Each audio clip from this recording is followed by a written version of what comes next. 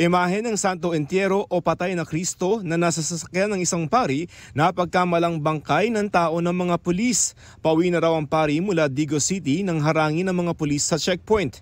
Kaduda-duda raw kasi ang dala nitong tila katawan ng tao na binalot ng plastik. Humingi daw ng paumanhin ng mga pulis. Pinuri naman ng pari ang mga pulis sa mahigpit na pagpapatupad ng seguridad. Singil sa driving school, magkakaroon na ng price cap simula April 15.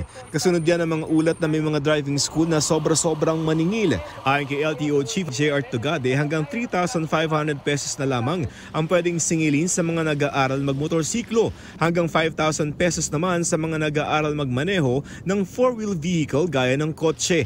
May 50,000 pesos na multa hanggang bawian ng accreditation ng lalabag. Lokasyon ng 4 na bagong Enhanced Defense Cooperation Agreement o EDCA sites tukoy na.